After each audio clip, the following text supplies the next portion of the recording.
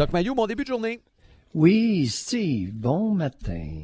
Comment ne pas parler du cas d'Audrey Gagnon, de la petite Rosalie Gagnon, poignardée, retrouvée dans une poubelle, avec toutes sortes de questions, Doc, mais je vais essayer d'utiliser, je sais que vous avez travaillé beaucoup avec les enfants, vous avez touché beaucoup au sujet des enfants. La maman est droguée, on a des problèmes conjugaux. Regarde, Steve, je t'arrête, s'il vous plaît. Ne mérite pas en partant. La maman est droguée. Le problème, c'est que cet enfant-là était orpheline. Elle n'avait pas de maman. Je m'excuse, je comprends où vous voulez en venir. Là. On se reprend. Sa génitrice. Oui, la génitrice. Ouais, exactement. Je comprends. Bon. Sa génitrice était droguée. On va se parler entre adultes, là. Le langage gnagna des enfants, on laisse ça de côté parce qu'on a un problème réel à résoudre, là. Ouais, OK, tout à fait. allons-y. Mais- on se reprend. Oui, la génitrice se droguait, de nombreux Oui. problèmes judiciaires, chicane conjugale, des histoires de violence, tu sais, ça c'est dans son passé. Oui. Et là, on arrive avec un événement, elle n'a pas été accusée encore, mais tu sais, entre vous et moi, on pousse dans une direction. Là. Il y a quelqu'un qui a tué cet enfant-là puis qui l'a jeté dans une poubelle. Là. Ouais. Est-ce qu'on en a fait assez et est-ce qu'on en fait assez au Québec pour les enfants? Parce que je vais vous dire, les parents, en réalité, je m'en sacre un petit peu, sans être méchant, là. Mais est-ce qu'on en fait assez pour les enfants dont les géniteurs se droguent, selon votre expérience? Pas du tout. On fait rien. On ne fait rien. À rien. Alors, solution ce matin, c'est que Mayou propose une campagne de stérilisation volontaire pour toutes les femmes qui se droguent en âge de se reproduire. Alors, campagne de stérilisation volontaire, on va leur attacher les trompes volontairement et on va leur signer un chèque de 4 000 $ pour la ligature de leur trompe. Campagne de stérilisation volontaire, c'est urgent.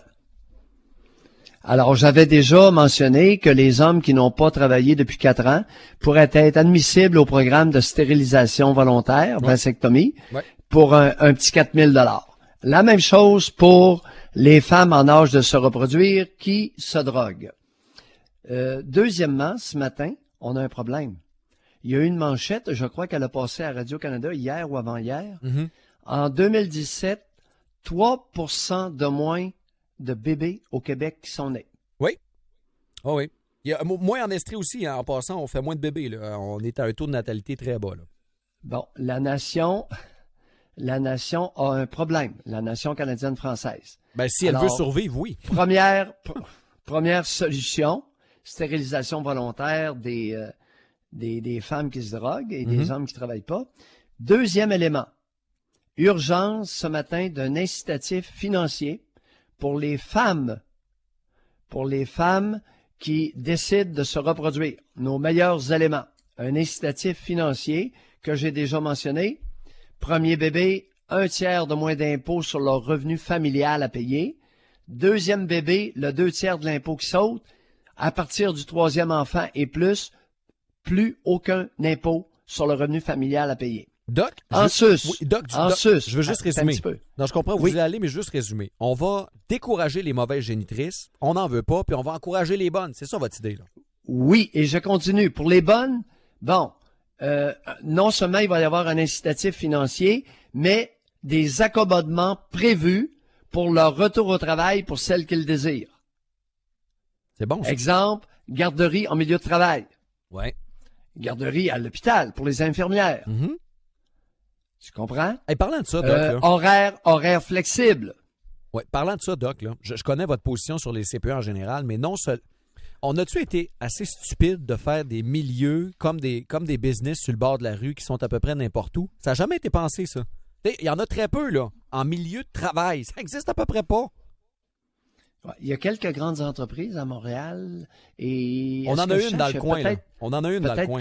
Oui, il y a des grandes entreprises qui ont compris et qui encouragent leurs meilleurs éléments à apporter leur progéniture sur les lieux du travail. Oui. Alors, elles peuvent, aux pauses, aller jouer avec leurs enfants quelques minutes, sur l'heure du midi, prendre le dîner avec leurs enfants. Mm-hmm. Alors, on appelle ça une facilitation dans le rôle de mère. Ouais. Et malheureusement, ce matin, mesdames, si on attend que vous vous enleviez les doigts dans le nez pour vous organiser, on va attendre longtemps. Alors, c'est peut-être méprisant, ce que je viens de dire. C'est peut-être misogyne, mais c'est comme ça. Alors, Steve, ça va prendre une couple d'hommes pour monter aux barricades et dire aux femmes, on va vous aider à mieux vous organiser. Non, mais c'est une Parce chose... que oui, vous êtes l'avenir de la nation. Je suis d'accord, Doc, mais on va aussi compléter, là. Nos hommes se sont mis les deux doigts dans le nez parce que c'est qui nos politiciens? Ce sont des hommes, là. Tu sais, il y a des gars qui ont manqué de couilles aussi quelque part, là. Non,